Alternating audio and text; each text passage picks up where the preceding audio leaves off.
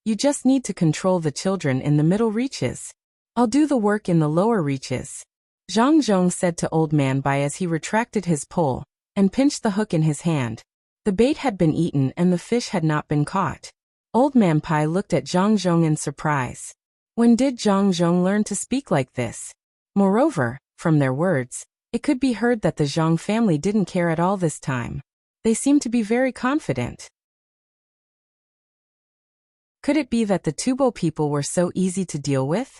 Or could it be that the ability of the master of the Zhang family had reached an unfathomable level? Zhang Zhong seemed to have seen through Old Man Pai's thoughts and said, "This time, Xiao Bao will be in charge. It's time for him to train. It's just that the Shuiyin is flying here and there. I'm afraid that it will delay the battle over there. When the other hunters come over, send a few more. Although they can't be compared to the Shuiyin, they can still help to check the enemy's situation." Xiao Bao. He's in charge? Could it be? Old Man Pai was shocked.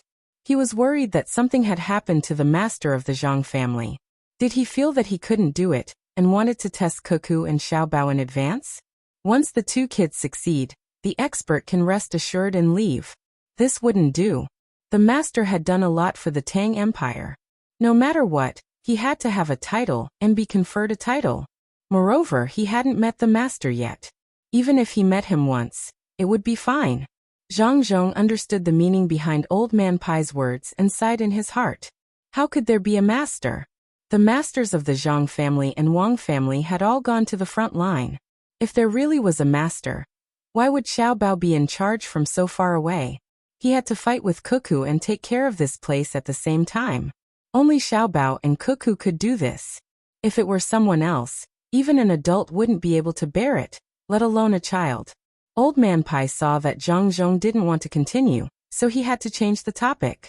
He asked, "Half of the Yongqing family's inner court has gone to Pengzhou. Do you still need more people?" "Yes, but the people in Lord Bai and Lord Yao's family are not enough. This time, we need to transfer people from Sanshui County. Mi Fan and Han Xianfeng are urgently transferred over. Together with Su Si, the three of them are enough to deal with the Tibetans." Zhang Zhong didn't expect that in his son's letter, he would ask for those two people to be transferred over.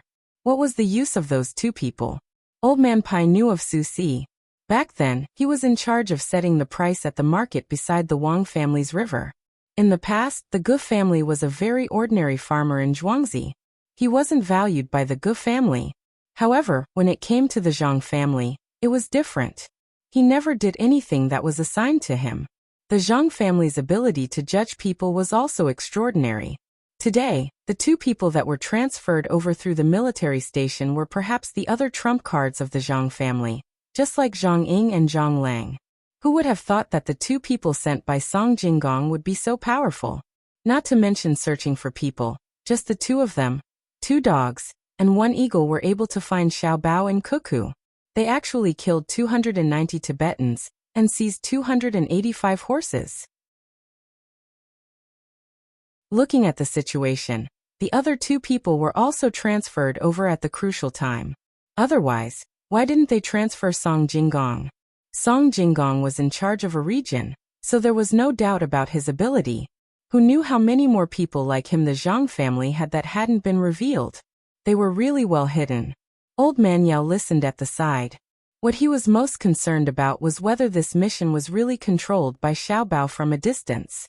If they really won, when Xiao Bao and Cuckoo returned, would they continue to be idle like they had nothing to do? Or would they be given actual positions? Xiao Bao and Cuckoo were second-level nominal positions, one for civil affairs and one for military affairs. Zhang Zhong's position should also be raised. Otherwise, it wouldn't be right for an adult to have a lower position than his 9-year-old son.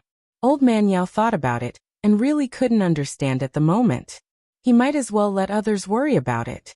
He asked Zhang Zhong, "Yongqing, when will the real fishing begin? It's better to have a detailed plan." "We'll start right away. I'll give you the plan later. Xiao Bao has already done it. Please help me take a look and see if there's anything missing." The child is still young, so he might not have thought it through. Zhang Zhong's goal was achieved, so he didn't want to fish anymore. He put away his pole and left. He even said a few words of modesty for his son. He didn't believe that the three old men would be able to see any problems with his son's plan. He had already looked at it, but he didn't understand it.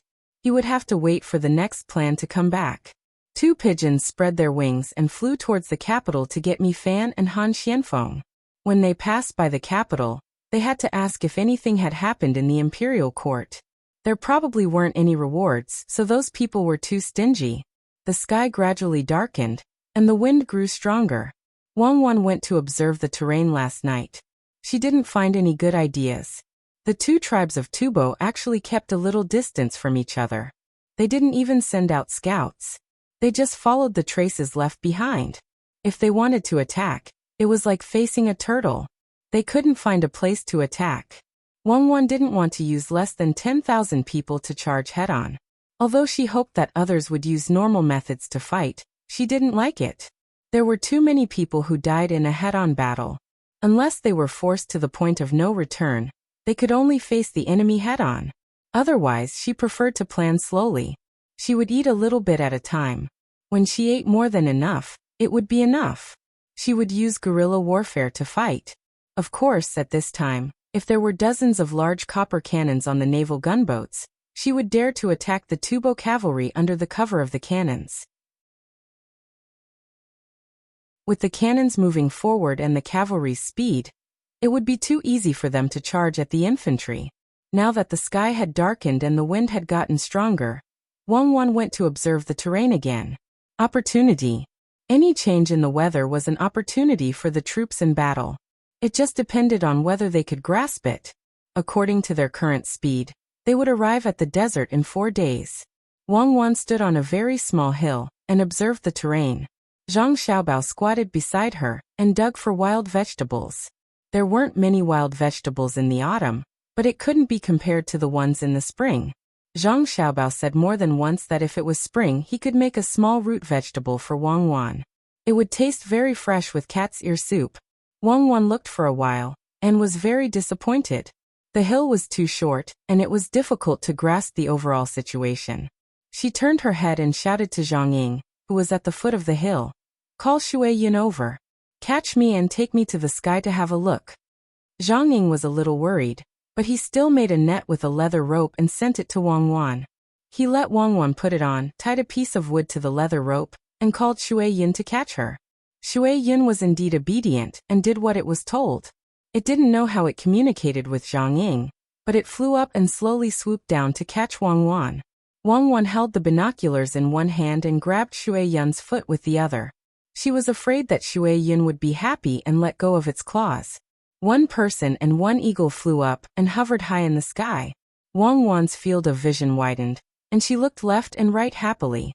After a while, she put away the binoculars, took out a piece of cloth from her body, and threw it out. Zhang Ying saw the cloth and whistled. Shui Yin slowly swooped down again. When Wang Wan's foot was about to touch the ground, it let go of its claws. Wang Wan rolled forward with the force, jumped up and said to Zhang Xiaobao, "It's flying. They're flying. How satisfying. If I were to raise 100 of these eagles, wouldn't I be able to form an aerial unit?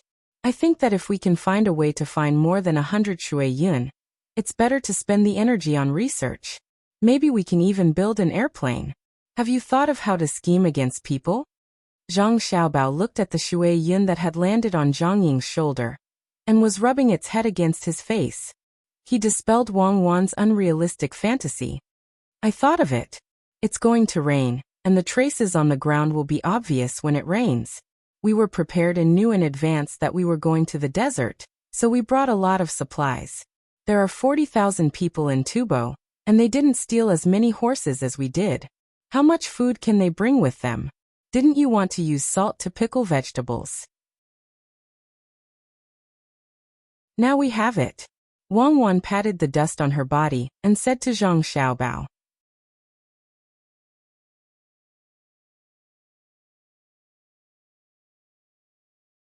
Chapter 636. Kimukahu brought his men and followed the others. After a few days of traveling, he didn't notice anything. He didn't know why, but the calmer the Tang army was, the more worried he got. It was just like when the Tang army was hiding in the village. Once it was ready, when the time was right, the Tang army would give him a ruthless blow. He could be considered to have met that female general, Wan Wan. Perhaps the little girl had been able to fantasize about all of those strategies. Thinking back to it, it was like a dream. Now that there was no movement for a few days, it was probably going to be troublesome. And the sky was also dark. Could it be that they wanted to attack in the rain? No, he had to find someone to talk to in case he fell for it. After thinking about it, Kimukahu went to Lufutuda. Lufutuda was busy with the cavalry training. When he saw Kimukahu, he seemed a little embarrassed. He pulled Kimukahu into the tent. Lufutuda, don't tell me you want to follow what I said and send light cavalry to attack the Tang army? No, it's too late now. Definitely not. If you want to attack, you have to wait for the rain to stop. That little brat likes to use all kinds of terrain and weather to attack. She can find an opportunity when there's fog or when the weather is hot. Listen to me, don't think about attacking her now. Continue to shrink your troops and slow down your marching speed. Increase the distance between you and her. After the rain passes, we can talk about other tactics. Also, it's best to send someone to take care of the logistics. Kimukahu knew what the other party was thinking. He wanted to bring the cavalry out, but the other party didn't agree. Now he was actually doing it secretly. It's fine if you want to take credit, but not now.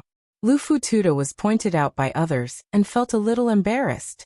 When he heard that Kimukahu stopped him, he thought that Kimukahu was afraid that he would succeed. In the end, he gave the idea for nothing. If he listened to him, he would be a fool. When he said it was fine, why couldn't he do it? I have my own plans for this matter. Are you used to living here? Why don't we get someone to carry you around? That will be more comfortable. Lufutuda looked around and said to Kimukahu. He seemed to be very friendly, but his attitude of keeping people at arm's length was obvious. I'm fine. Thank you for your concern, Lufutuda. Since that's the case, I'll head back first. Seeing that the other party didn't listen to him, Muku couldn't do anything. If it were him, he wouldn't listen to others either. Unfortunately, he didn't have enough people in his camp and couldn't do anything. Otherwise, he would think of something. After sending Kimyuk out of the tent and watching him leave, Lufutuda laughed coldly and said to the people beside him, "Did you see that? This is a power struggle. He pretends to be kind, but in fact he is not. Pass down the order." Tonight, the cavalry will attack in the rain. Asterisk asterisk asterisk asterisk asterisk. The heavy rain made the originally dry ground muddy. It was just evening, and the sky was so dark that it was hard to see far away. Lufutuda's cavalry was ready. At this moment, the people in front of the team who were carefully observing the tracks suddenly ran over. The Tang army increased their speed. From the distance between the horses' footprints and the people's footprints, especially the people's footprints, the distance between every 2 steps was larger, indicating that they were running. Ran away? Chase after them. Order everyone to run and chase after them. The cavalry don't attack first, it will waste the horses in the rain. Hearing that the Tang army increased their speed, Lufutuda immediately ordered the troops to follow. When it was midnight, Lufutuda realized that the Tang army had not stopped. Lufutuda could not let the soldiers continue chasing. He did not want the Tang army to take advantage of the fact that they were exhausted to get down from their horses. Lufutuda's troops were already too far away from the other troops, and it would be easy for something to happen. Lufutuda's troops stopped, but the Tang army continued to rush forward. After running for another 2 hours, more than 2,000 people were left to rest. The cavalry and horses went elsewhere. The road was difficult, and the cavalry couldn't increase their speed. The horses were almost exhausted, but the troops continued to force their way forward. Luckily, they didn't need to carry many people, and most of them had already dismounted and left. When the Tibetan team continued to move forward at dawn, the logistics team that was not too far behind also arrived at the hill where Wang Wan stood yesterday. In the heavy rain, the people from the logistics team moved even slower, but they did not dare to waste time and could only force their way forward. Yesterday, they had to put up a cloth to block the rain for the rations and take care of the horses. All of them were exhausted. They only rested for 4 hours at night, and they had to hurry again at dawn. What if something happened in front of them, and they pushed the blame to the logistics troops? Sunny rode in the front and looked back at his troops. Many of the 2,000 men nodded after every step they took, as if they wanted to sleep. He looked at the ditches in front of him and the potholes in front of him. He did not know whether to curse the heavens or the troops in front of him for moving so fast. Sunny did not know whether to curse the heavens or the troops in front of him. Hurry up, it'll be fine when we catch up with the troops in front. What are we doing here? It's all potholes. Carry people, carry the carts over. Are we just waiting for the horses to pull the carts over? Tang shouted at his men when he saw the carts getting stuck in the potholes one after another. The 2,000 soldiers in charge of transporting the carts had to pull at the front and push at the back. They had to lift and carry the carts so that the troops could move forward slowly. It took them an hour to get past the hill. Just like that, the troops behind them and their carts got stuck in the potholes from time to time. After another 15 minutes, all the carts reached a relatively flat area. The 2,000 logistics troops were so tired that they couldn't stand properly. Tang had no choice but to order. Rest for an hour. Damn the weather. Fix the broken carts quickly. Don't waste our time. Hearing his words, everyone relaxed at the same time. But at that moment, countless people rushed out from behind the hill they had just passed. Fire arrows rained down on the carts. When some of the carts were on fire and some were smoking, the usual rain of arrows fell on the 2,000 logistics troops. The logisticians were stunned by the sudden attack, and Sunny Ring was the first to be shot dead. More than 10 arrows pierced into his body at almost the same time. After losing their commander and being ambushed, the logisticians started to fight on their own. Some of them crouched on the ground to avoid the rain of arrows. Some picked up their weapons and ran towards the direction where the arrows came from. Some ran in another direction, and some just stood there, waiting to be killed. Wang personally commanded the troops to attack. There were more than 6,000 people here. They hid for a while before the rain started. The horses continued to run. In the rain, it was hard to see the depth of the horses' hooves. It was impossible to determine how many things were on the horses' hooves. With the rain washing away, the traces disappeared. She waited for the rain for this opportunity. As expected, the main force of the Tubo troops went to chase after their horses. The logistics troops had to stay behind. How much food was sent to 40,000 people at once? When Lufatuda was still looking for a chance to send his cavalry to attack, the sky behind them was covered in thick smoke. Even from so far away, they could clearly see the sky formed by the smoke. Another Tubo troop that was slightly slower was the first to notice the situation. The first thought that came to their mind was that the logistics troops were attacked by the enemy. They sent out 2,000 cavalrymen to check. In the end, the wind was blowing in their direction. The people who came over were all in tears from the smoke. Not only were the people uncomfortable, but the horses couldn't stand it either. However, they had to come. When they rushed over, they saw the burning carts and the corpses of their brothers. Some of the corpses were very far away. They ran for more than 2 miles, but they were still killed in the same place. Blood mixed with mud. The thick smell of blood was nauseating. They didn't see the enemy and didn't know where the enemy was. The leader of the cavalrymen shouted, "Put out the fire! Use the mud on the ground to cover the carts. Don't let all the food burn up." The 2,000 cavalrymen endured the pain in their eyes and dismounted from their horses. They used their hands to throw the mud mixed with blood onto the smoking carts. After throwing the mud for a while, Wang led her men out from the back of the mountain. She also shot a rain of arrows to protect the new cavalrymen. The water cloud continued to hover in the sky, in charge of monitoring the movements of the other Tubo troops.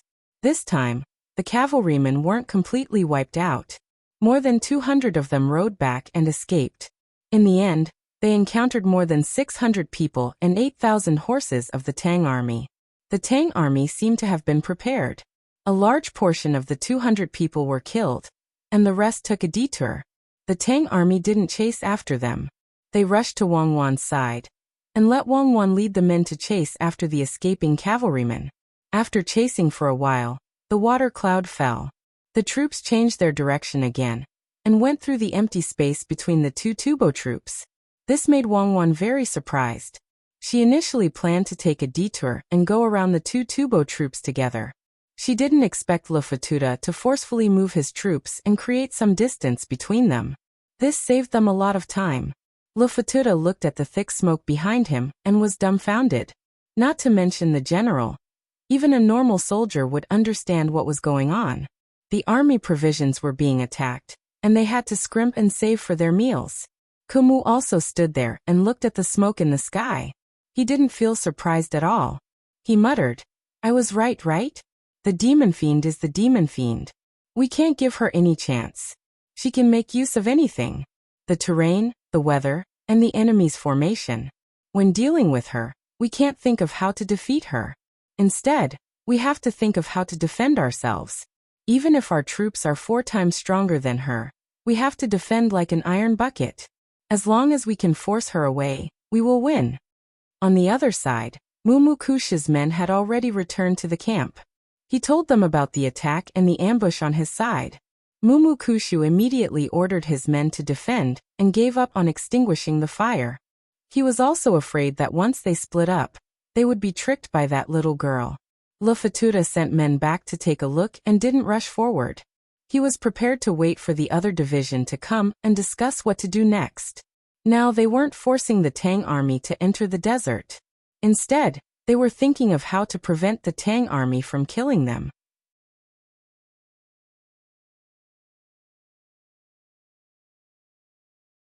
Chapter 637. The world of mortals is bitter. Disputes never stop, flowers bloom and wilt, autumn comes and leaves fall, cold and hot. If one does not admit defeat, how can there be evergreen trees, dancing in the clouds, looking back on the past to remember? Kill. The moment the order was given, countless arrows flew towards the Tubo Luftuda's tribe. The Tubo people immediately raised their shields and hid behind, hoping that they were not the unlucky ones. Ever since Luftuda's army was ambushed yesterday, he had already dispelled the idea of sending cavalry to the front to attack the Tang army. Their morale was gone, and no matter how they thought about it, they could not win against the Tang army.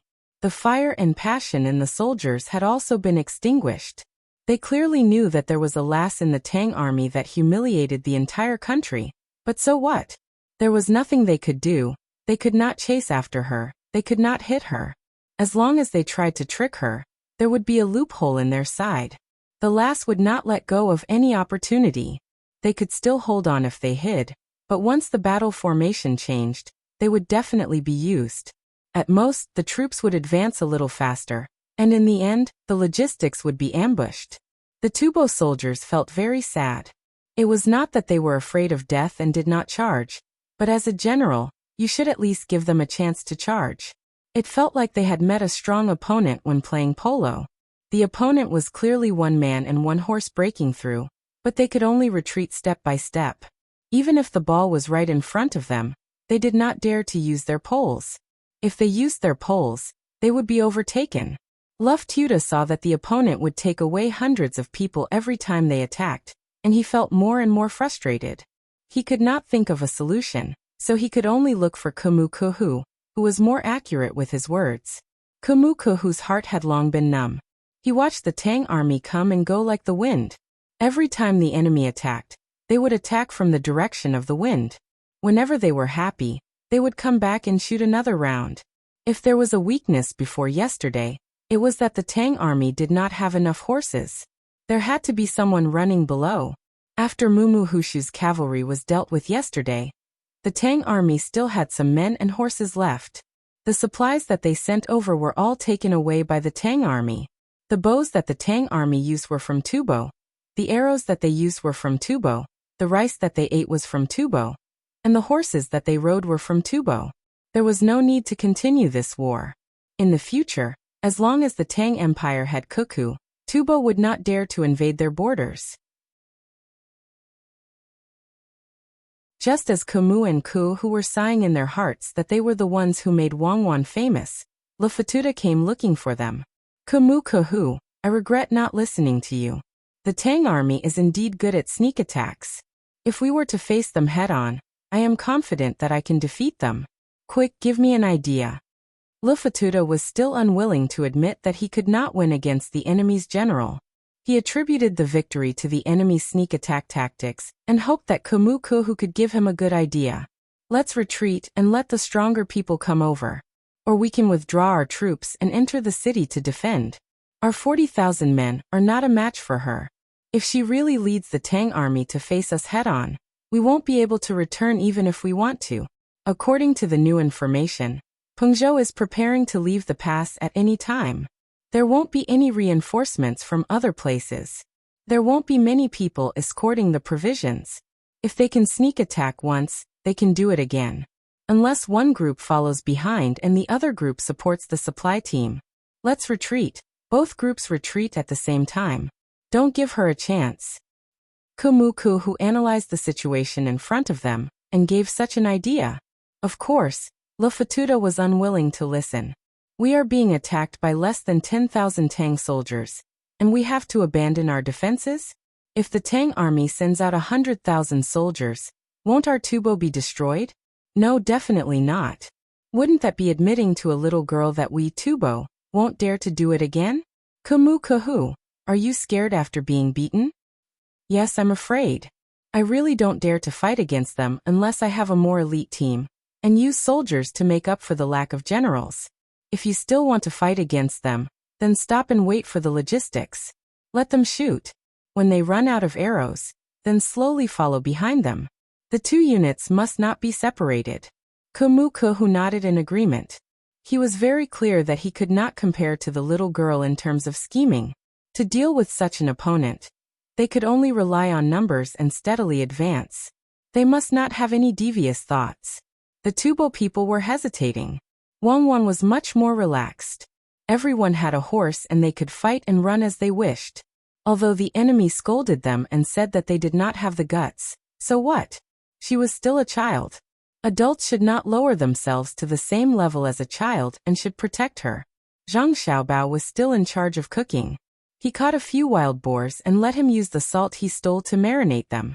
He was going to make ham and bring it back for his family to try.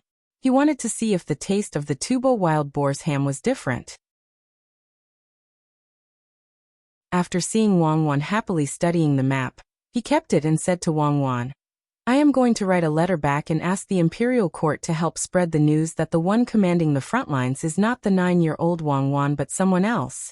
Wangwan is just trying to anger the Tubo army. What do you think? Sure, I know.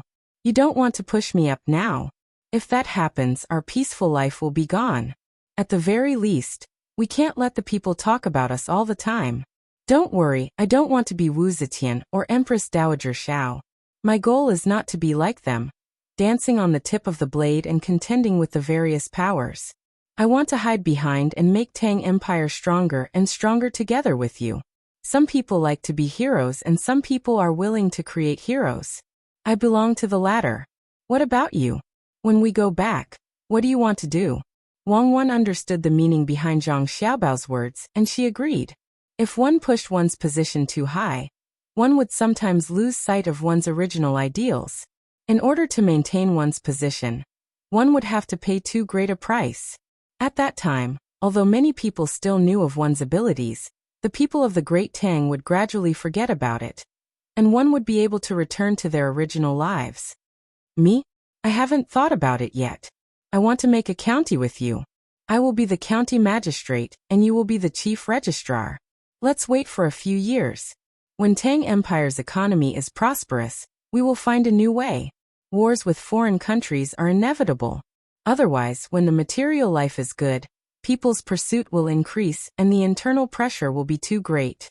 Zhang Xiaobao did not have a definite plan. He needed to wait for the imperial court's attitude to make a decision. Wangwan nodded. Then when the time comes, we will find a poor county and slowly govern it. I don't think it will work. Let's talk about the future later. First, help me analyze the current situation. They are like turtles. They are too annoying. The weather gradually turned cold.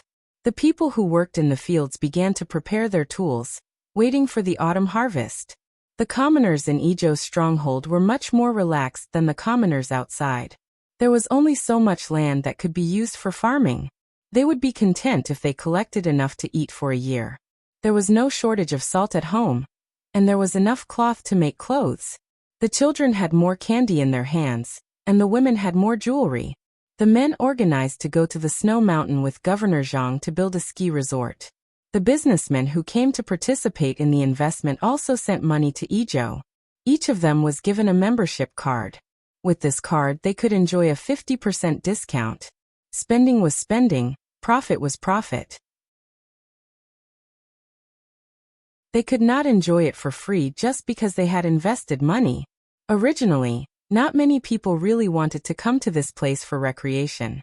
The sport of skiing had not yet become popular. Who would be willing to come to the mountain to suffer from the cold?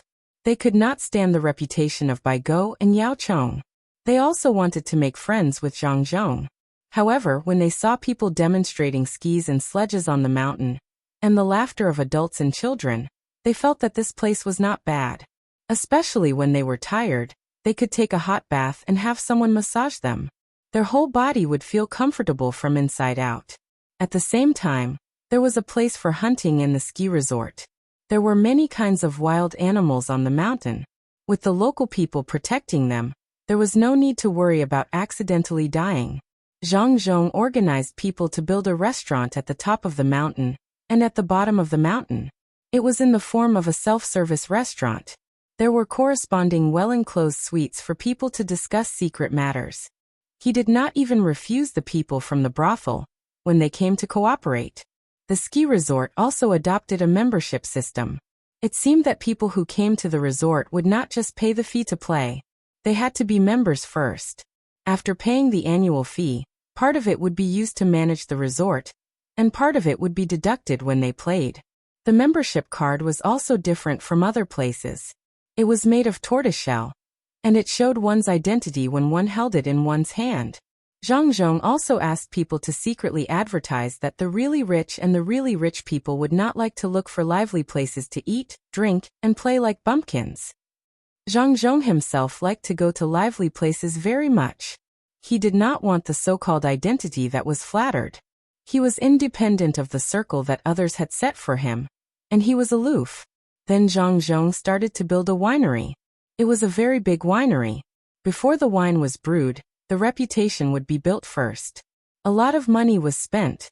He did not need to recruit people who had experience in brewing wine. He first trained them, and during the training process he would also get a salary. Naturally, the winery needed to have things to brew wine. Zhang Zhong and Wang raised a lot of money and prepared to buy food. After the autumn harvest, they first talked to the people and ordered the food. The price was much higher than the current price. A bushel of wheat was 30 copper coins, and a bushel of rice was 45 copper coins. The price of other things was also increased. But at this time, the imperial court suddenly issued an imperial edict, ordering Zhang Zhong to prepare money, to build roads from Izhou to Izhou, and to strengthen and widen the roads connecting to Izhou. It was not known who leaked this imperial edict, but many people knew about it. Zhang Zhong was dumbfounded. He immediately stopped the winery and began to transfer money from other places to Izhou. It was estimated that it would take at least 4 months to escort the grain from the capital to Izhou. Zhang Zhong was helpless. He borrowed money from merchants and used his family's assets as collateral. At the same time, he went to talk to the people who had agreed to harvest the autumn harvest. He delayed it until 1 month after the autumn harvest. He bought the grain at the price of 35 copper coins per bushel of wheat and 50 copper coins per bushel of rice. He also wrote a written agreement. If the people did not accept the grain at that time, he would compensate the people half of the money and use the ski resort shares as collateral.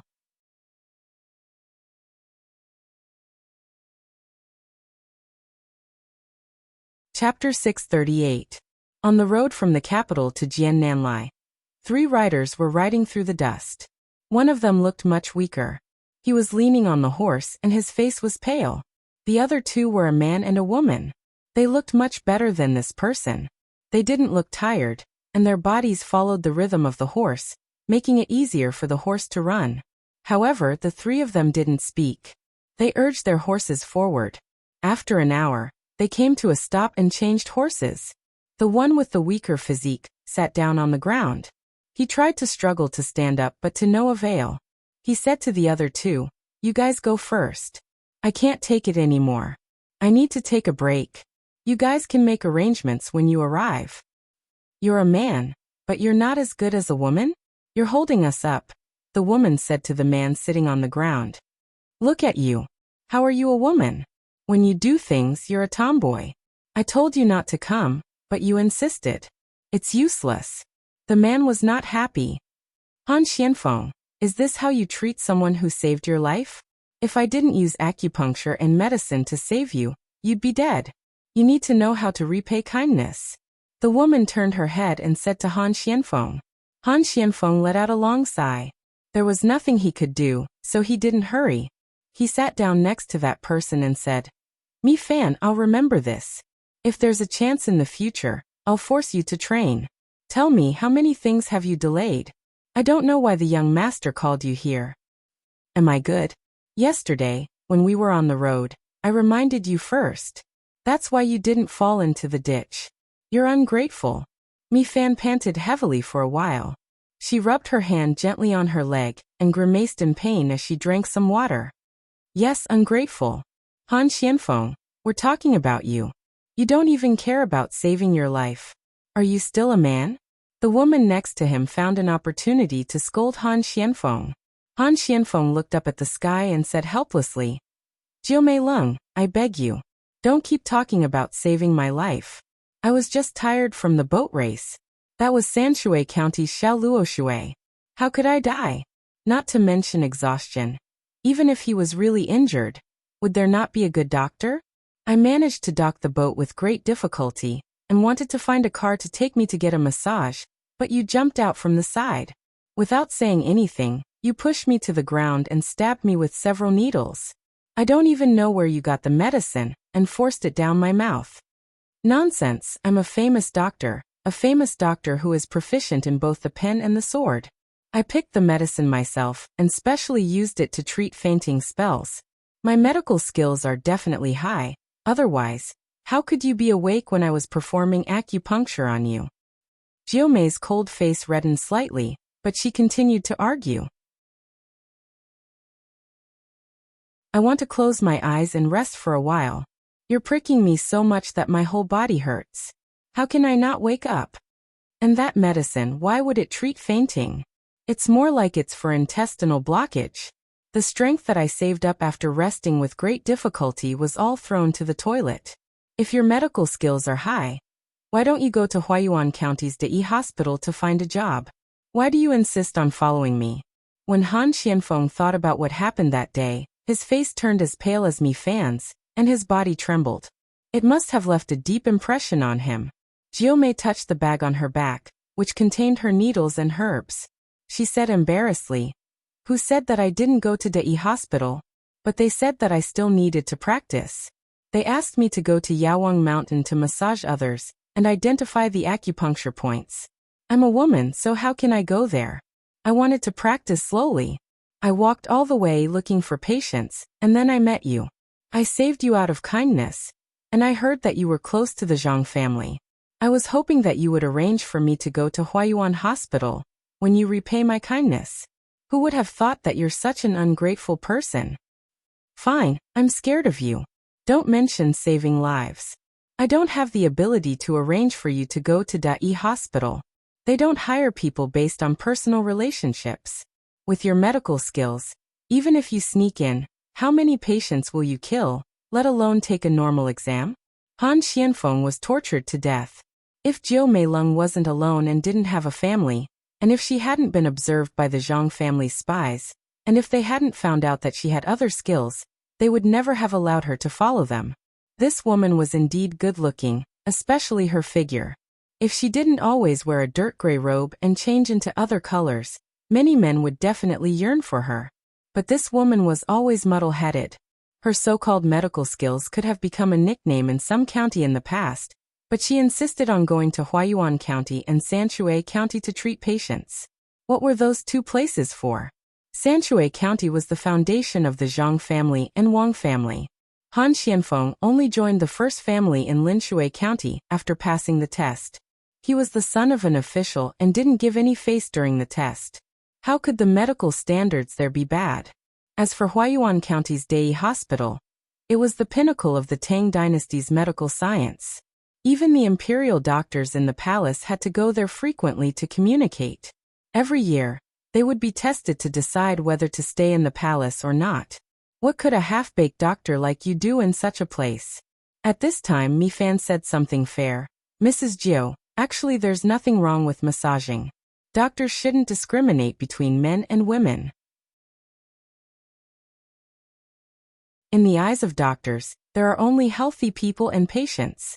Dai Hospital wants to give all ordinary doctors a chance. Going there to give massages requires skill. After you go there, remember the acupuncture points clearly. After passing the test, you might have a chance to enter the medical school to study.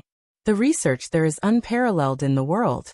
This time, I didn't want you to come, but when I saw you, I suddenly felt that you might have other benefits, so. Xianfeng, look at him. He's flirting with me. Listen to him, he wants to get benefits from me. I'm a woman, what benefits do I have? Won't you help me? Then you're ungrateful. Mi Fan, how could you flirt with Jiu Meiling? Come, let's get on the horses and have 100 rounds. Han Xianfeng was scared. Before Jiu Meiling could finish, he helped Mi Fan, who had rested for a while, onto a horse. The two rode off first. Jiu Meiling stood where she was, tilting her head and thinking. She also pulled over a horse and mounted it. She was much faster than Han Xianfeng and Mi Fan. After 100 feet, she reacted and shouted. Han Xianfeng, stop right there. How dare you lie to me? What skills do I have to be chosen by Mi Fan? Medical skills? Humph, you want to get rid of me? In your dreams. My horse can only run 6 steps in one breath. The one you control can only run 5.5 steps. The distance is about 120 feet. This military horse can run 6 feet per step. In 400 breaths, I'll catch up to you. Mao, Tunghua County was a small county. There were not many people coming and going. The local people also lived their own lives. Everyone spent time traveling to the county every day. However, such a small county was always bustling at the middle and beginning of each month. People who came from neighboring counties and from further places all came early, because there were a few horse companies here that specialized in buying and selling horses. Whether it was buying or selling horses, if one's eyes were sharp enough and his mouth was sharp enough, he could achieve his goal. There were so many horse companies here. Some were bought from other counties, and some seemed to have appeared out of nowhere. No one knew whether it was because no one was willing to investigate or because they didn't want to. That was how the horse companies in Tunghua County survived. There were dozens of small horse companies, but not 100. Many horse companies didn't have fixed positions. As long as you brought in a dozen horses at one time, others would admit that you were a horse company. There were 4 largest horse companies here. They were named East, West, North, and South. The one named East was called Donghua Horse Company, and so were the others. The 4 horse companies competed with each other, but at the same time, they worked together. Among them, Donghua Horse Company seemed to be the leader. The owner of Donghua Horse Company was surnamed Yan. It was said that he had fled here 30 years ago. At that time, he was alone with a 6-year-old son. He had the ability to identify horses. At first, he looked after the livestock for the local people. Later, he found horses from other places and sold them here. Little by little, his family business was established. 15 years ago, his son married the daughter of a local rich family, and Donghua Horse Company was established. Over the past 15 years, the Ma Trading Company had grown bigger and bigger. Not only did Master Yen own the business, but he had also taught 3 of his disciples. They had all established their own businesses, and were the owners of the other 3 Ma Trading Companies. Most outsiders would not know what was going on inside. Identifying a horse was a skill. If you didn't know how to identify a horse, it was obviously a bad one. Even if you spent the money on a good one, no one would refund you. As time passed, more and more people could tell whether a horse was good or bad. Tonghua's 4-family horse company came up with a new strategy. Horse gambling was only open for about 2 hours. In the morning, before the sun rose, someone would prepare many horses in the shed. If they liked one, they would pay and take it away. Every horse was the same price, priced at 20 strings of coins. Some people had good eyesight or good luck. They bought a fine horse and became rich overnight. More people bought an ordinary horse, or even a sick horse. Ordinary horses had 10 strings of coins, and some had a few strings of coins. They could only pull carriages. As for a sick horse, if it was cured, it could be sold for a little money. If it could not be cured, it was not worth a single cent. Today was the first day of the new moon. Those who came last night, or even earlier, waited outside the stable before dawn, hoping that they would be lucky enough to get a good horse. The people of the horse company were also prepared. They looked at the sky and gave orders. The road to the stable was opened, and everyone rushed in like a tide.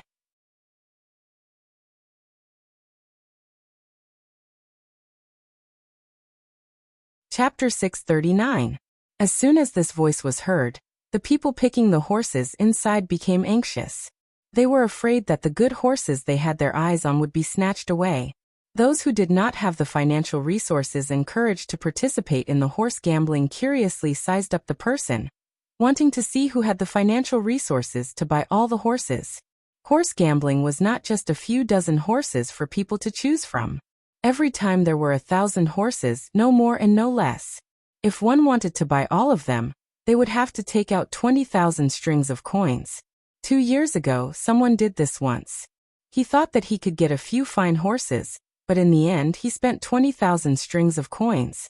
There was not a single fine horse among the 1,000 horses. In the end he sold the 1,000 horses and only got back 5,000 strings of coins. He could not afford to lose more than that. At that time, this person came to ask why there were no fine horses. The people of the horse trading company were not afraid of trouble. No one said that there must be a fine horse among the horses. No one forced anyone to buy a horse. If there was no fine horse, there would be no fine horse. However, there were always horses with a value of more than 50 strings of coins.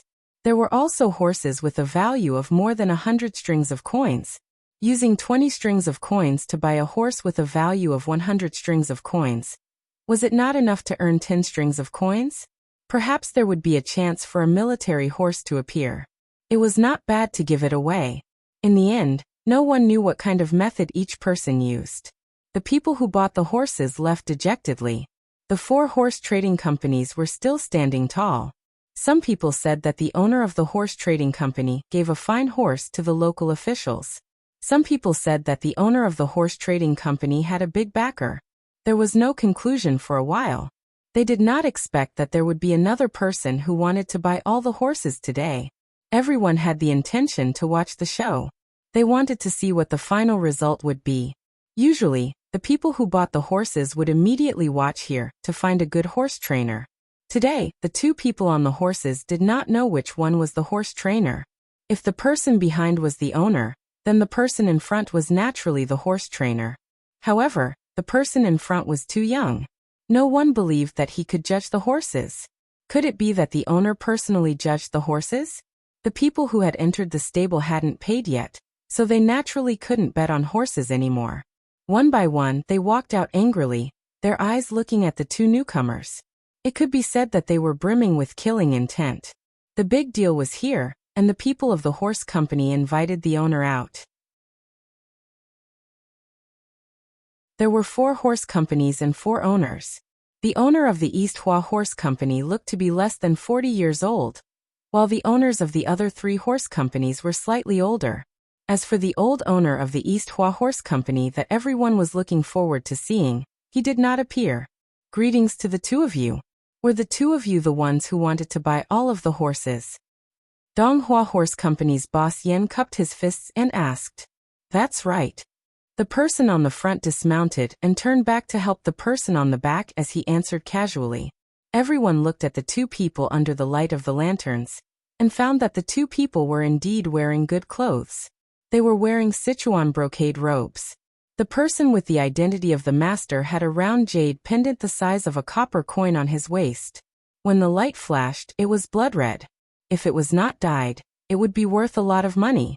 Boss Yin glanced at the two people and said, "According to the rules, once sold, there is no refund. Have the two of you thought about it?" "I know. Pay up," the owner ordered, and the person next to him took out a luo of flying money from the money bag on his shoulder. There were a total of 20 pieces, and each piece was worth 1,000 strings of coins. After someone checked the flying money and confirmed that there was no mistake, the four owners had a trace of a smile on their faces. While writing the receipt, they asked someone to call for the horse driver. It seemed that the two people could not drive the horses back themselves, so they could only pay someone to drive them. If it was not too far away, the horse company would arrange for someone to drive the horses.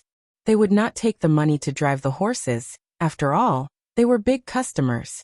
After ordering someone to bring tea to the best shelter for resting, Boss Yen said to the other party's master, "How should I address this honored guest? Do you want to look at the horses first?" "No need to look at the horses. When the other horse markets open, we will buy enough and take them back together." The owner brushed his robes and placed the jade pendant on his leg. His thumb and index finger naturally touched it, appearing a bit arrogant. "Then where does Boss Chen want to go? If it is not too far away, we will immediately arrange for someone to help you. Does Boss Chen want to buy a few horses that are pleasing to your eyes?" Yen Dongjia carefully sized up this old Master Chen and asked with a smile. "And buy. In a while, as long as the price is right, buy all of them. I am preparing to build a horse farm in Luoyan province. If it is not too troublesome, send them there. Oh, it seems that your horse company is not bad. You can help me find other horses that are 30% more expensive than the market price. Buy as many as you have. If there are mules, oxen, donkeys and other livestock, that is fine too." Old Master Chen continued. When the people beside him heard that it was Luoyan province, they realized that it was not too far away. If they slowly drove the horses, they would arrive in half a month. However, they did not understand why this person wanted to buy other livestock. Everyone thought so. Boss Yen also asked, "What is the use of the oxen and mule that Boss Chen wants?" "Oxen are to be killed, used to plow the land. Donkeys and mules are naturally used to transport beans. Horses cannot only eat grass. Is there a problem?" Boss Chen picked up the teacup and started to drink tea. He began to wait for the other party's reply. Without waiting for Yen Dongjia to speak, one of the people nearby couldn't help but ask, "This old Master Chen, if I have the livestock you want, would I also buy it at 30% more than the market price?" "You? Haha, how many do you have? You can't expect me to follow you everywhere. I don't have much time. Boss Yen, please excuse me. Boss Chen, don't think that I didn't find many, but there are many people here. If each person found 10, there would be a few thousand of them. Furthermore, how can 10 of them be taken out? However, let me say this first. Now that the price of grain has increased, and the Zhang family in Yi province has taken away a lot of mules, the market price will be expensive. Moreover, it seems that there are people selling them recently.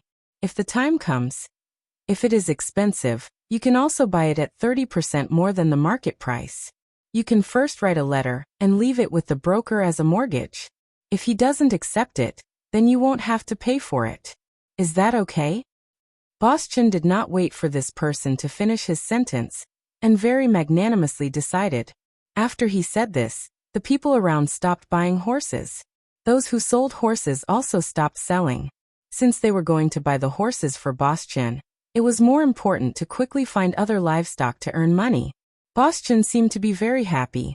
He drank a cup of tea and did not mind the unpleasant smell here.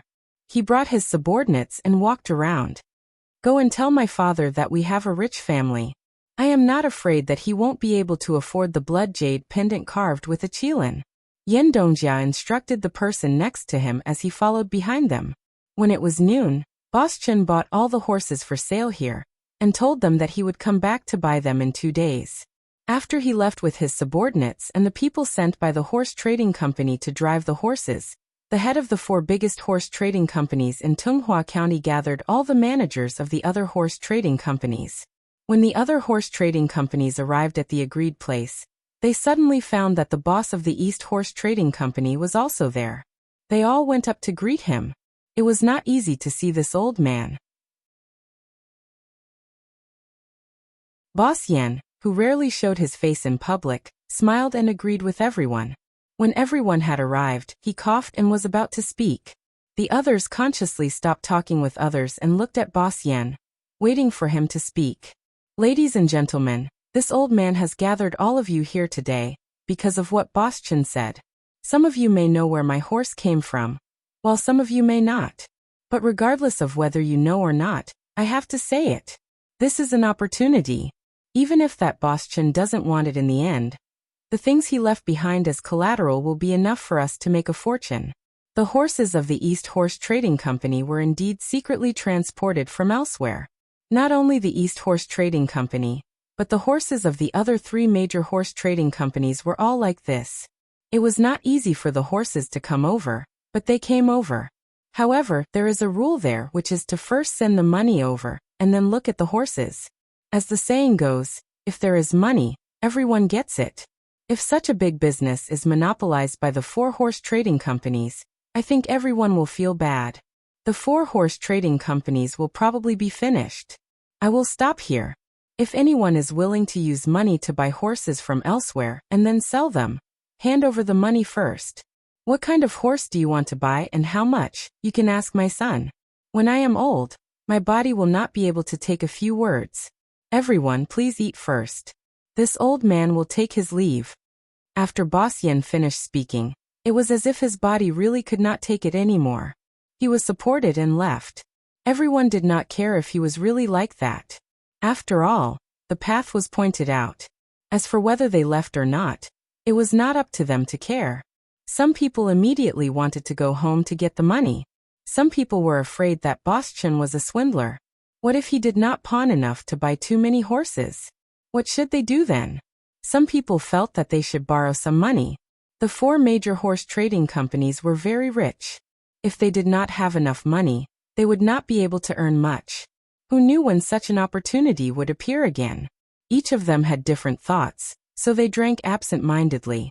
After a quick meal, they dispersed. The owners of the other 3 horse shops stayed behind to discuss with their masters how many horses they wanted to buy this time. While the Tang people were worried about the horses, the Tubo people were also worried about the horses. In the end, Le Fatuta didn't want to retreat. After thinking hard for a day, he came up with a good idea. That was to let the Tang army eat up a logistics team.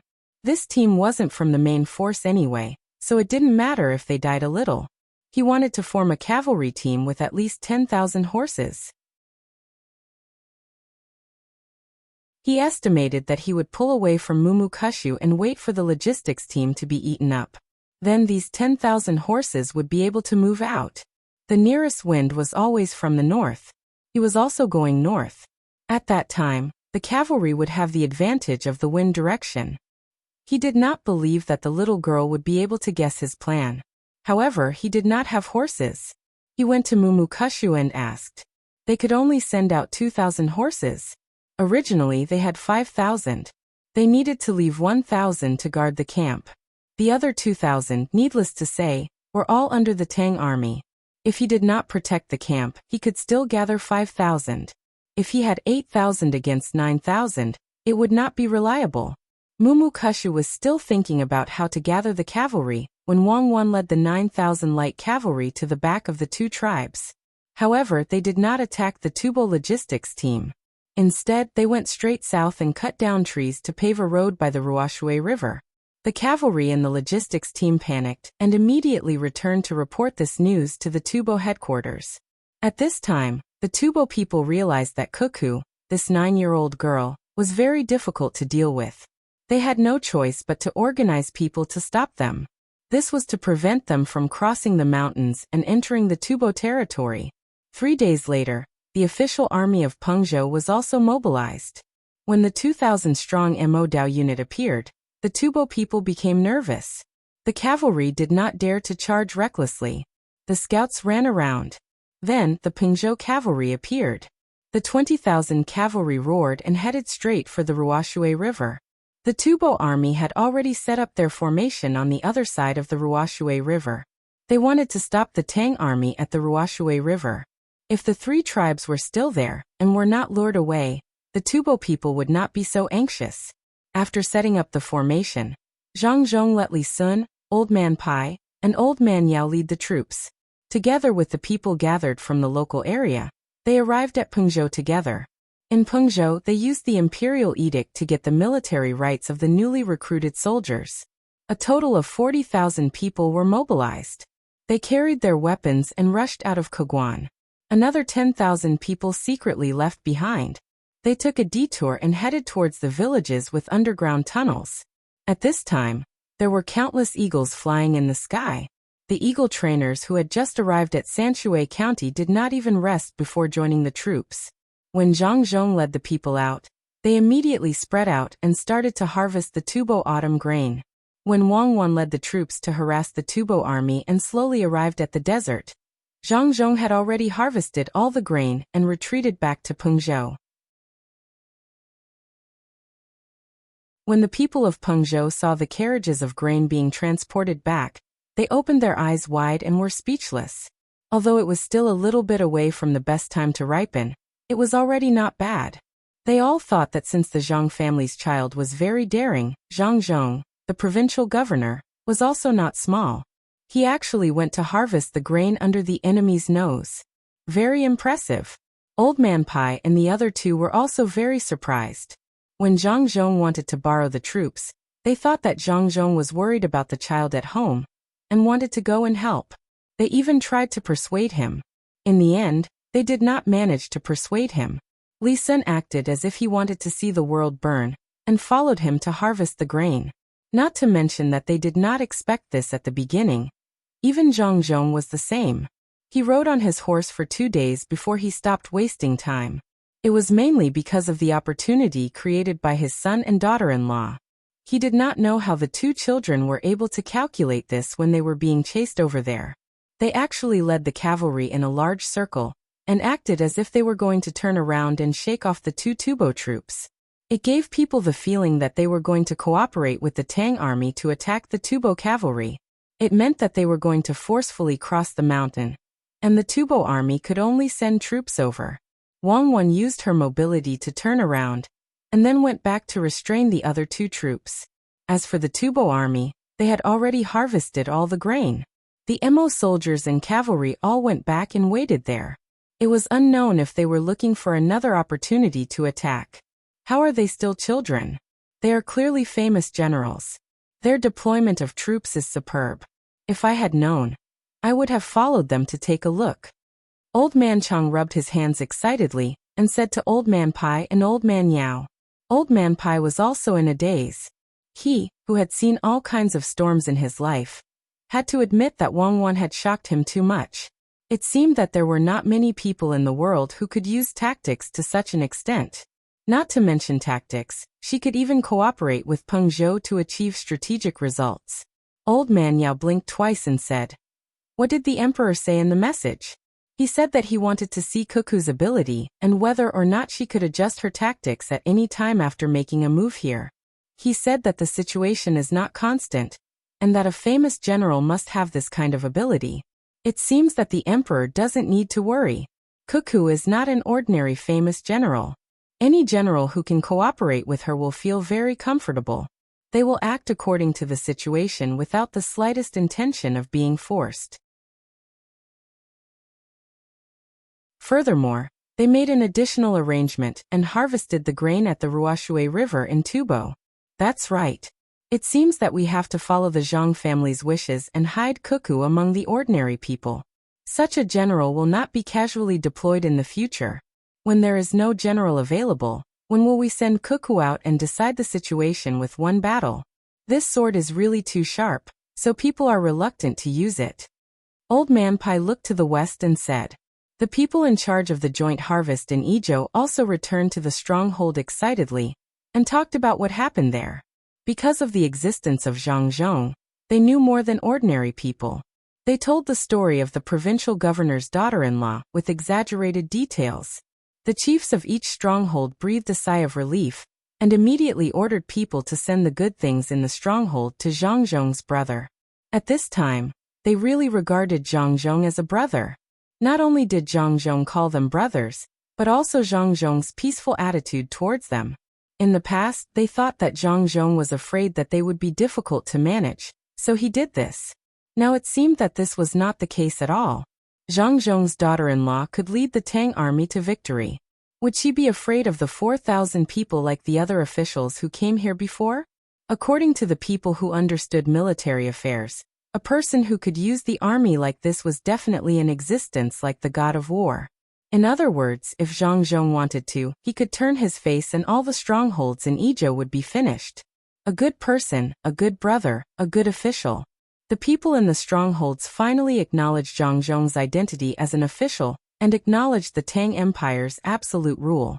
The Tubo people also knew about the situation, but they could not think of a good solution. What they regretted the most was that they arranged for the spies to destroy the embankment at Wangjiang. If not, Cuckoo and her family were still in Shuzhou. How could Li Longji send them to manage the logistics? If they did not manage the logistics, Cuckoo would not have come out of seclusion to take over when Guitu was beaten to the point where he could not fight back. If she did not take over, how could they lose so many soldiers?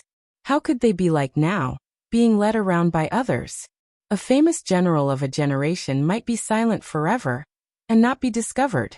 They would not have to be so embarrassed to be pointed at by others and asked if they still dared to do so. Lufatuda and Mumu Hushu were also questioned. They were asked how they let the Tang army escape. Lufatuda couldn't say anything when he was being questioned. He had only eaten one meal today and was still hungry. When Wang Wan's troops returned, they didn't forget to attack another group of troops that were transporting the provisions. How is this still Tubo territory? This is her backyard. If she wants to fight, she can play, and if she wants to leave, she can come and go like the wind. I finally King understand what the Great Tang's art of war is about. Wind, forest, fire, and mountain. What a good wind, forest, fire, and mountain. She's used it so mysteriously. Lufatuda slapped his thigh and said with a face full of grief and anger. The messenger beside him carefully controlled his breathing, so that the general wouldn't vent his anger on him.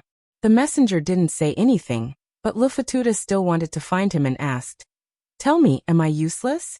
Didn't they also get their grain taken away? Weren't they also hiding at the Ruoshui River and defending? They were afraid that the Tang army's Mo saber would not allow them to mobilize their troops. Am I not afraid of the light cavalry of the Tang army? Am I able to command the troops like my own arms? If they weren't worried about the demon fiend, why would they send troops to defend? If they weren't on guard, why wouldn't they send troops to attack the harvesting troops led by Zhang Zhong and Ezhou? Tell me, do you blame me? Say it." No, it's because the demon fiend is too powerful. All is fair in war. Who knows what she will do with her men? The messenger was scared out of his wits. He was afraid that the general would kill him if he was unhappy. Yes, it's because she's too powerful. Whoever killed the people of Wangjiang and came up with the idea should take responsibility. She shouldn't have looked for me. I'm not that capable. But now I know how she knows about our army's formation. Eagle, it's the eagle flying in the sky. I want to shoot it down too, right? Lufatuda's current state was very unstable. His words were also very jumpy. Yes, I heard that after the Tang army moved out, they moved back and forth. There were countless eagles in the sky. No matter what the Tubo army did, the other party would be able to react accordingly. It's that eagle that helped. There have been eagles flying in the sky for a few days now. It's that eagle that told the Tang army our formation. The messenger carefully moved towards the entrance of the tent and said softly. Lufatuda didn't have the intention to kill the messenger. Instead, he slapped his thigh and said, "Yes, it's the eagle. It's the eagle that gave the message. Then tell me, if we need light cavalry to deal with the light cavalry, what do we need to deal with the eagle?" Use bows and arrows. The messenger replied. No, right, we also need to use the eagle. It flies so high, can you shoot it? Send someone back and ask if there are any eagle trainers in Tubo. Don't use normal hunting eagles. It's useless. Those that fly in the sky are definitely not normal eagles. How much money does Ezhou Provincial Governor Zhang Zhong have? He can send a normal eagle to his daughter-in-law. Find me an eagle. Once I have an eagle, I won't be afraid of her anymore. At least I won't be ambushed by her. Don't you think so? Lufatuda denied the messenger's thoughts and said his own judgment. Yes, it's an eagle against an eagle. Then I'll go out now to pass the order? The messenger found an opportunity to leave. Go.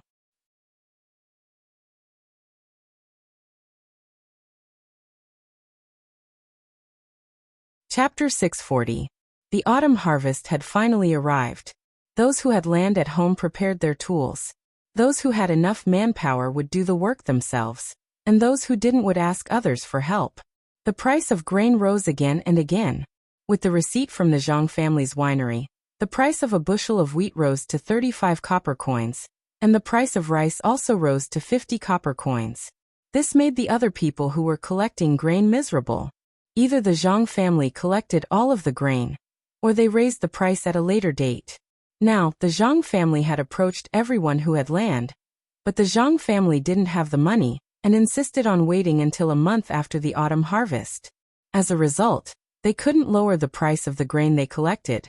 Those who had grain, even if they hadn't been approached by the Zhang family, learned their lesson. They didn't sell and waited for the price to rise. Even if their families were in urgent need of money, they wouldn't budge. Even though the cost of purchasing grain had increased by half, there was still no market. The most infuriating thing was that the grain that Zhang Zhong had plundered was put in Chongping warehouse in Yizhou. He only paid the workers who helped to harvest, but didn't give them any grain. The wages were very low, only 10 copper coins per person per day.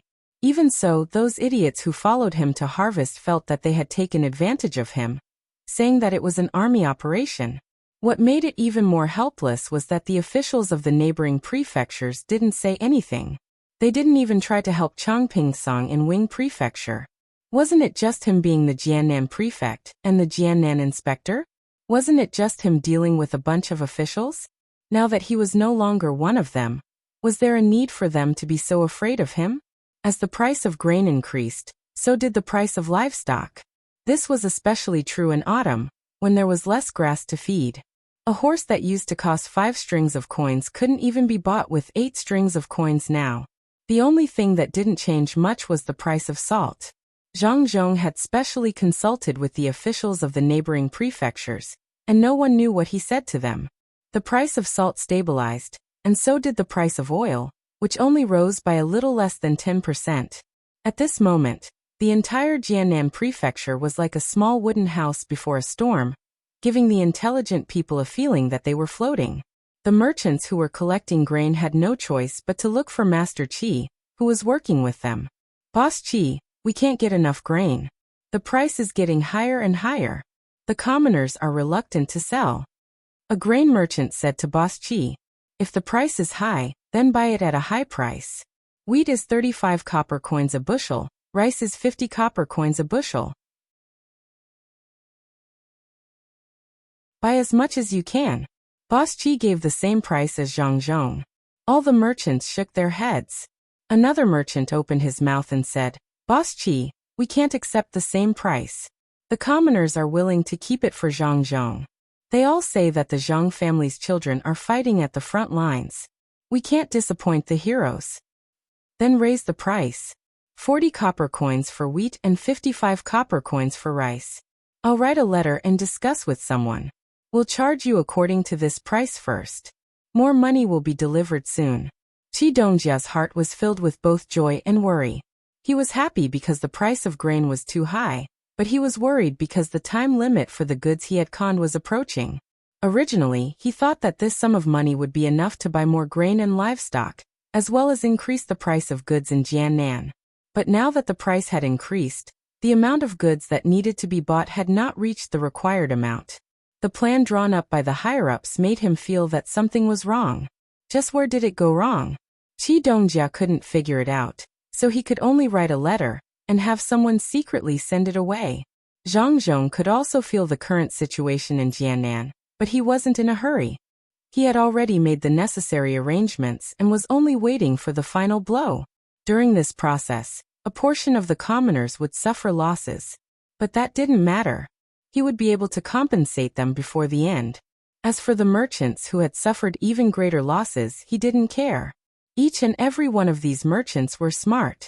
How could they not understand how much damage their actions would cause?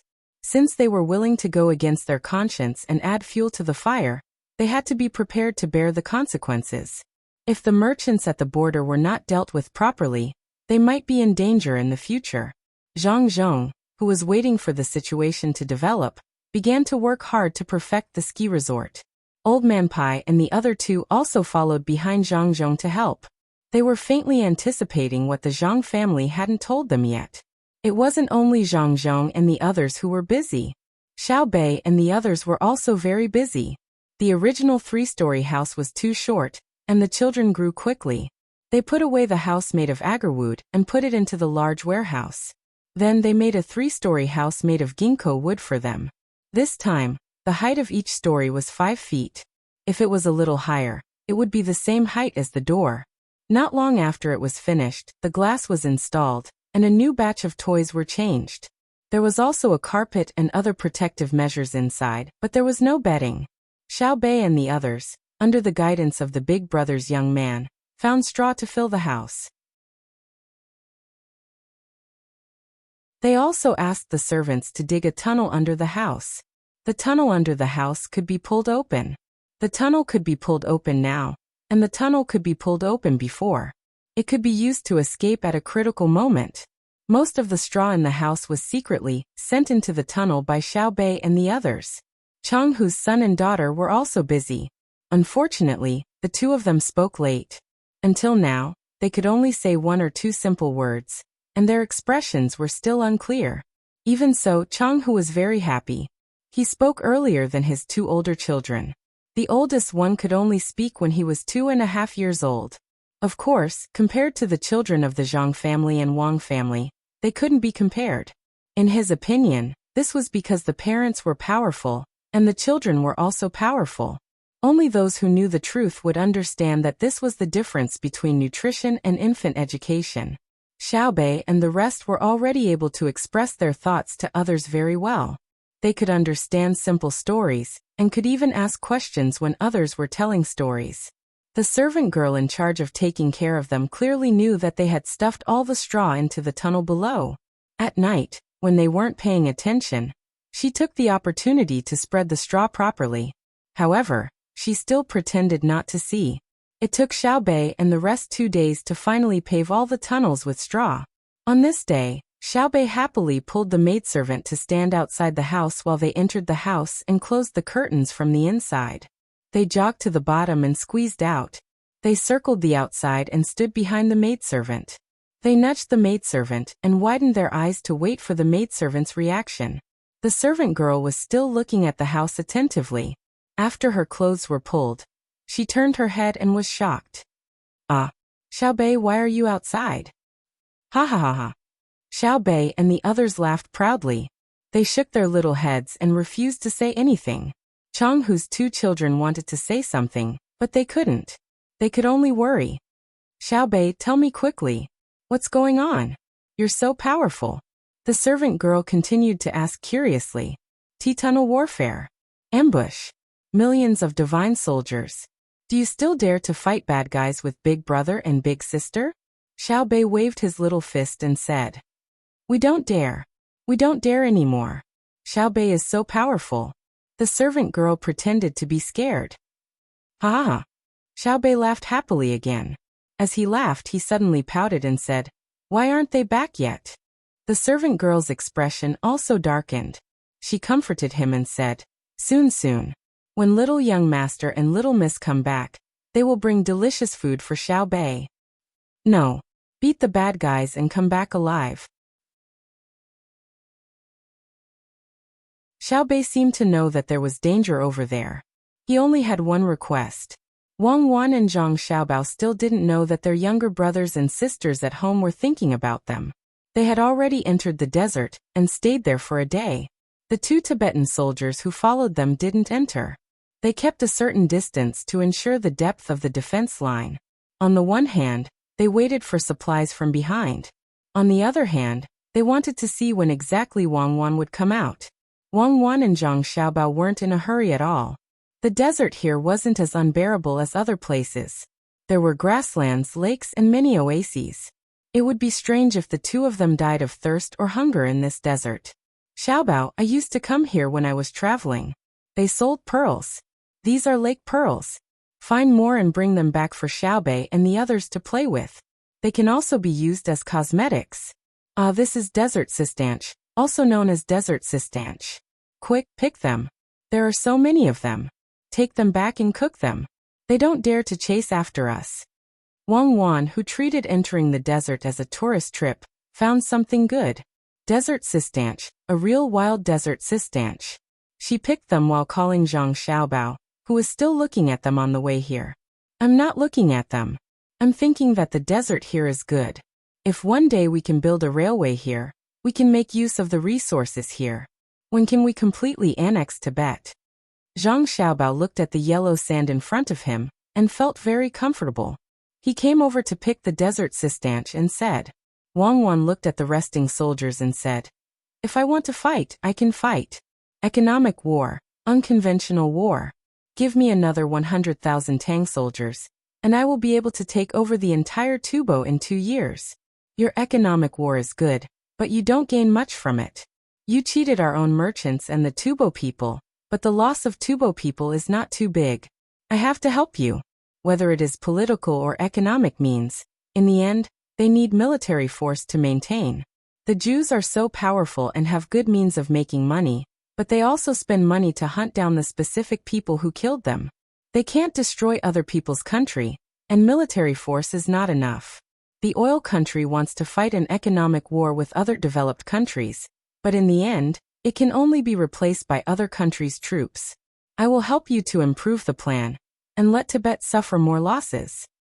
That's fine too. My plan this time can only swallow the money sent by the Tubo Empire. If you can lead troops to help, I can hurt the Tubo Empire. War is always the most direct method to solve conflicts. Zhang Xiaobao didn't refuse. After all, he couldn't lead troops to fight. Wang Wan picked all the desert cistanche in front of her and spread it on the sand to dry. She also lay on the sand, narrowed her eyes, touched her face and said, after days of fighting, my skin is not good. I have to go back early to take care of it. What else? I can't come here for nothing. There are all kinds of medicinal herbs. You can't be a temporary truce and let the soldiers help you pick the herbs, right? Zhang Xiaobao flipped the sand around him and found no insects or shelled things. He gave up the idea of looking for earth snails to make soup. I need to take a few days to train the troops. I have been fighting while running, so I don't have time. The next battle will be the real test. Get up. Let's move forward.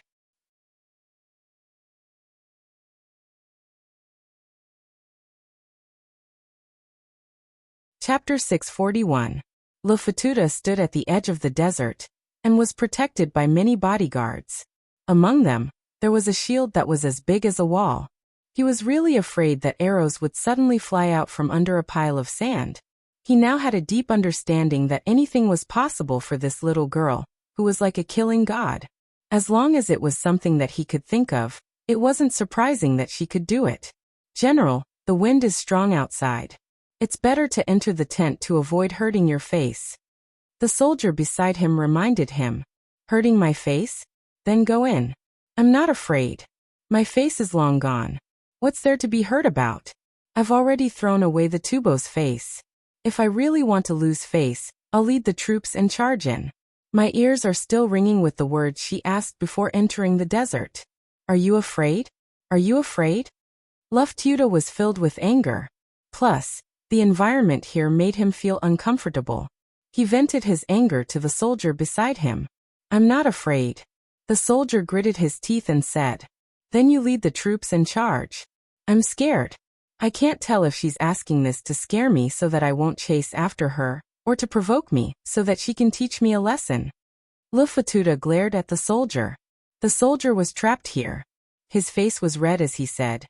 I'm willing to go in alone so as not to implicate the other brothers. You're still saying you're not afraid? If you're not afraid, why are you worried about implicating others? If it was you, Wang Wan would dare to lead the troops in. Why do you want to go in alone? Are you going to surrender? Is there any news? Is the eagle ready? Luftuda really wanted to gather his courage and wave his hand. 20,000 people would enter in formation. However, he didn't dare to do so. It was already like this outside. He didn't know where the attack would come from if he went in. Didn't he see the eagle flying around? This beast wasn't stupid.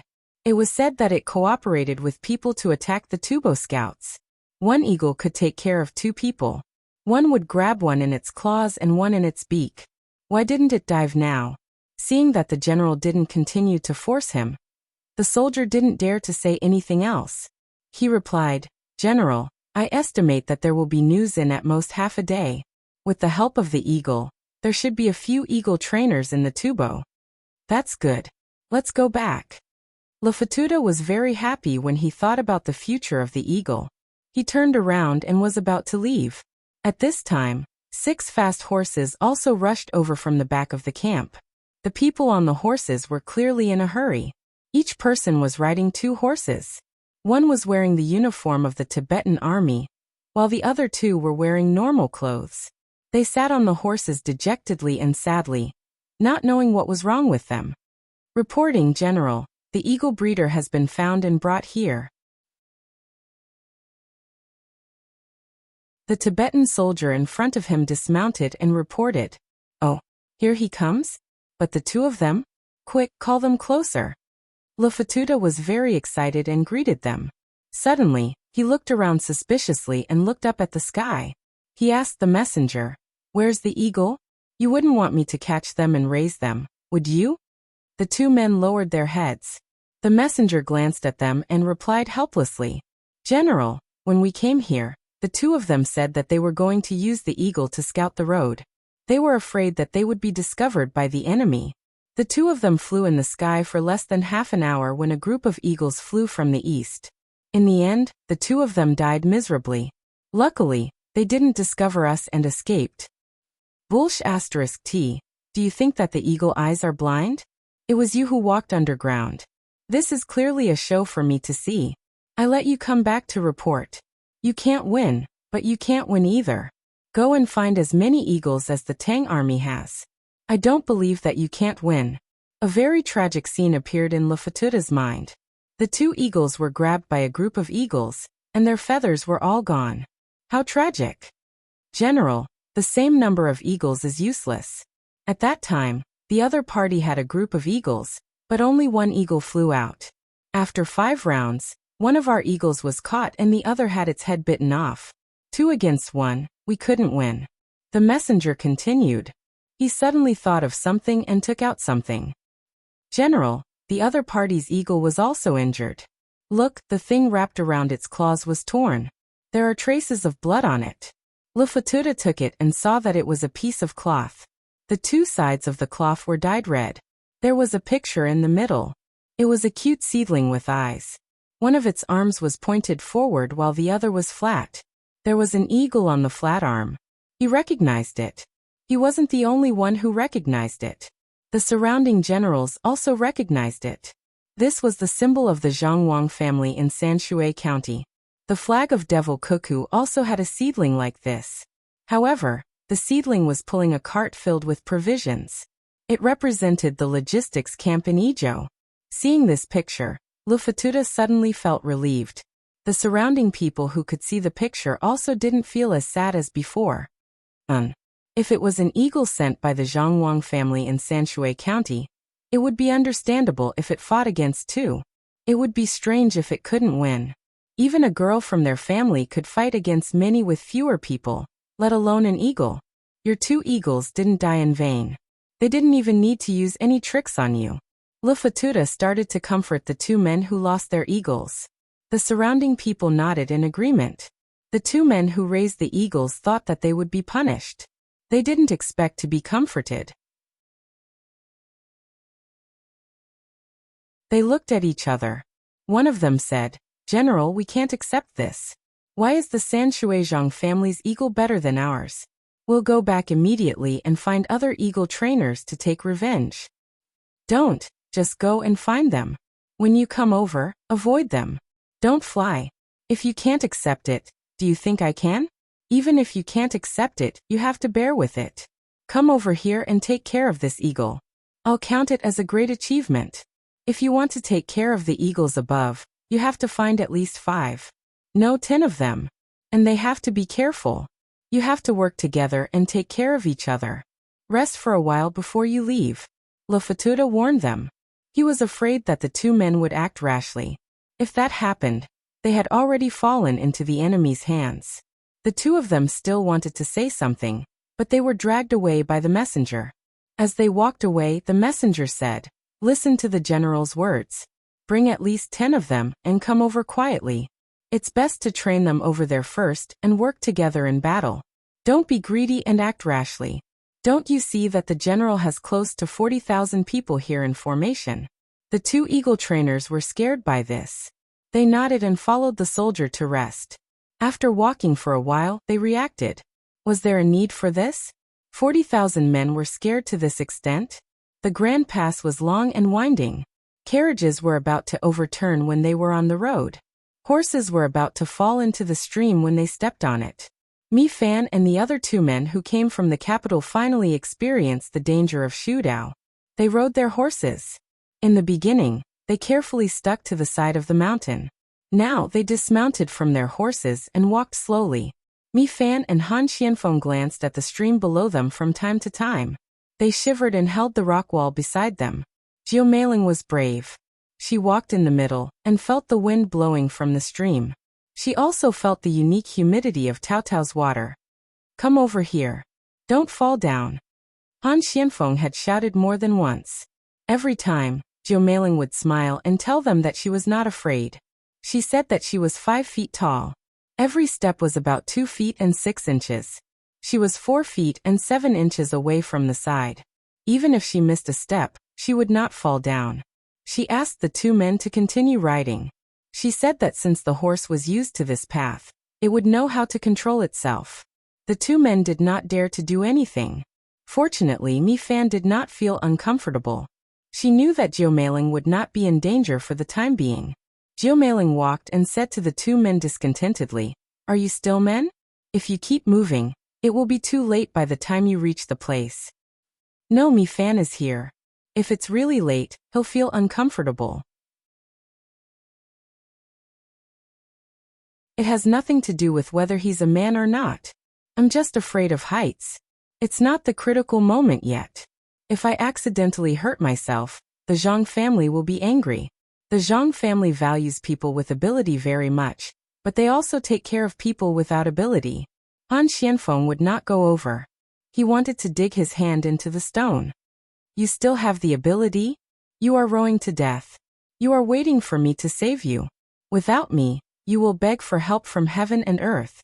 I beg you now. Stop talking. If you say something ungrateful again, I will jump down." Han Xianfeng was tortured. "Are you good at swimming? If you're lucky, you can give it a try. At the very least, when you jump out, you have to land about 6 feet away.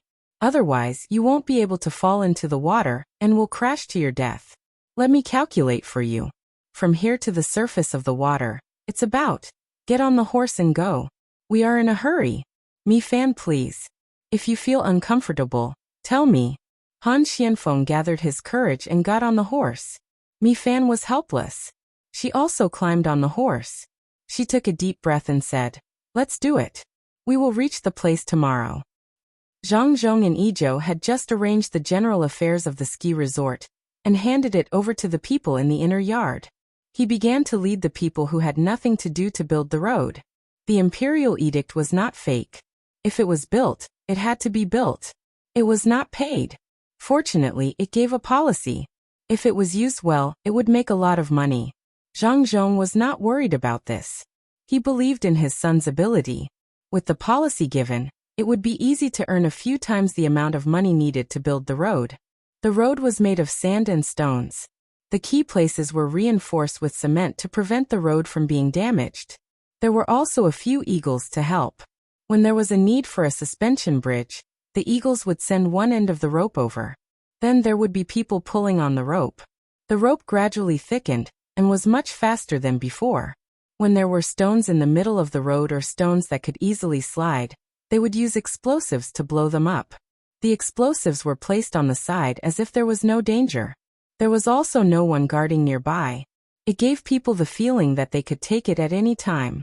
Zhang Zhong also hoped that someone would take it. However, he was disappointed. Even if people knew how powerful this thing was, no one touched it, let alone steal it for research. The ambushers were always there, and so was the cement that had not been mixed. The working people did not care about the conspiracy or political purpose of the road building. They could do the work. After the construction period, they could get money. Moreover, it would be convenient for them to go back and forth in the future. They worked very hard. The food was not bad. Zhang Zhong was also in charge of providing worn-out clothes and tools. The people felt that this kind of life was not bad. However, they did not know that under the calm surface, there were enemies and allies on another level. You're tuning into the Earbook Haven YouTube channel. Don't forget to subscribe and join us on this journey to catch the most captivating stories.